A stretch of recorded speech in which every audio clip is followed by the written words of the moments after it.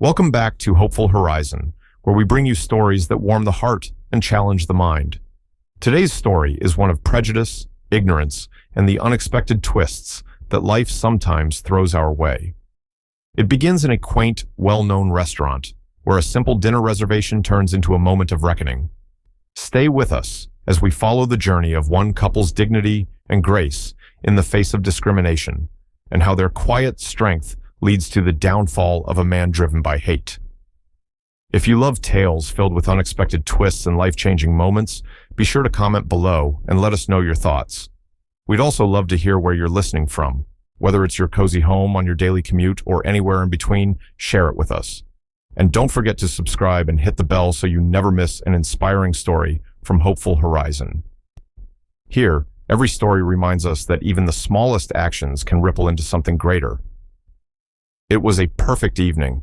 The air was crisp, a light breeze rustled through the trees, and the setting sun cast a golden hue over the city streets.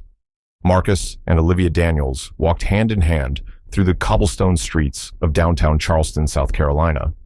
Their laughter mingled with the distant sounds of traffic and the soft hum of conversation from the bustling cafes lining the street. Tonight was special.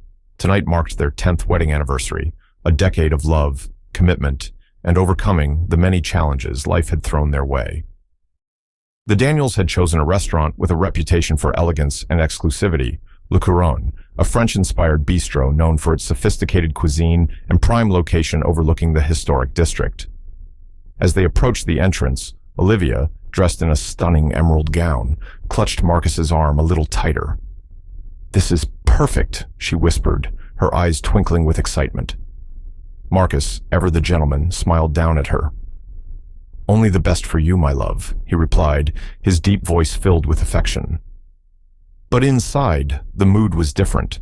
Behind the grand facade of the restaurant, Harold, the owner, stood by the front desk, scanning the reservation list with a furrowed brow. Harold had owned Le Couronne for years, priding himself on the exclusivity of his clientele. He was a man stuck in his ways, clinging to outdated beliefs about who belonged in his establishment. As Marcus and Olivia entered, Harold's eyes immediately narrowed.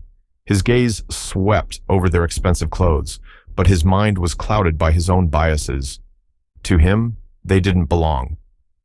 Harold approached them with a forced smile, but the disdain in his eyes was unmistakable. "Good evening," he said, his tone laced with condescension. "Can I help you?" Marcus, ever calm and composed, nodded. "Yes, we have a reservation for 2. Daniels." He smiled, hoping for a pleasant evening, but Harold's smile vanished as he glanced at the reservation list. "I'm sorry," Harold said curtly, "but we're fully booked tonight." Olivia's eyes flickered with confusion. "But we made a reservation weeks ago," she said, her voice steady but with a hint of disbelief. Harold didn't budge. "I'm afraid there must have been a mistake. We don't have any tables available." His words dripped with thinly veiled prejudice, and it didn't take long for Marcus and Olivia to understand what was really happening. Marcus took a deep breath, maintaining his calm demeanor. He had encountered men like Harold before, people who judged others by the color of their skin rather than their character. "Is that so?" Marcus asked quietly, his eyes locking with Harold's. "Yes, that's so," Harold replied, crossing his arms. "Now, if you'll excuse me, I have other guests to attend to." Olivia placed a hand on Marcus's arm, her touch gentle but firm. "Let's go," she whispered, not wanting to make a scene. But Marcus stood his ground, not out of pride, but because he knew something Harold didn't. With a calm smile, Marcus nodded and turned to leave. "All right," he said quietly. "We'll find somewhere else." What Harold didn't know, what he couldn't have imagined, was that Marcus Daniels was not just any man. He was one of the most successful entrepreneurs in the country, with a fortune built from years of hard work and determination. And what was more, Marcus had been planning to purchase Le Couronne's parent company, a chain of upscale restaurants spread across the East Coast. The deal was nearly finalized. All that remained was for Marcus to decide if this was the right investment for him.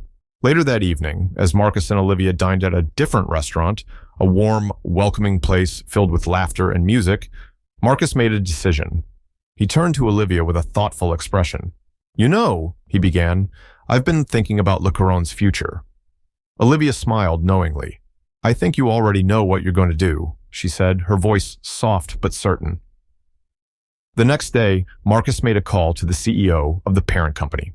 With his signature calm, measured tone, he informed them of his decision.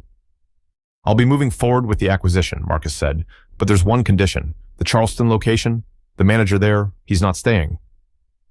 Harold, meanwhile, was blissfully unaware of the storm heading his way. For days, he went about his business, confident in his choices and secure in his little corner of the world. That is, until a letter arrived from corporate headquarters. Harold's hands shook as he read the words, each one hitting him like a punch to the gut. His restaurant had been sold, and not only that, he was being replaced as manager, effective immediately. His years of running Le Couronne had come to an abrupt end. Tatit. Harold's fall from grace was swift and final. He had built his world on a foundation of exclusion and bigotry, and now that foundation had crumbled beneath him. As he packed his things and walked out of Le Couronne for the last time, he couldn't help but reflect on the moment that had led to his downfall. The couple he had dismissed so casually, the couple he had thought so little of, were now his undoing. As for Marcus and Olivia, their lives continued to thrive. The restaurant chain, now under Marcus's ownership, flourished under new leadership that valued inclusion, kindness, and respect for all. Marcus and Olivia's quiet grace in the face of prejudice had not only led to Harold's downfall, but had also created a space where everyone was welcome, regardless of their background. Life has a way of teaching us lessons, sometimes in the most unexpected ways. Harold's downfall was a reminder that ignorance and hate have no place in a world that is ever-changing, ever-growing. And for Marcus and Olivia, their journey was a testament to the power of quiet dignity, resilience, and the ability to rise above. Thank you for joining us on Hopeful Horizon. If this story resonated with you, we'd love to hear your thoughts in the comments below. Tell us where you're listening from and share how this story made you feel. And as always, don't forget to subscribe and hit the bell to stay connected with more heartwarming stories right here on Hopeful Horizon, where every story is a reminder of the strength of the human spirit.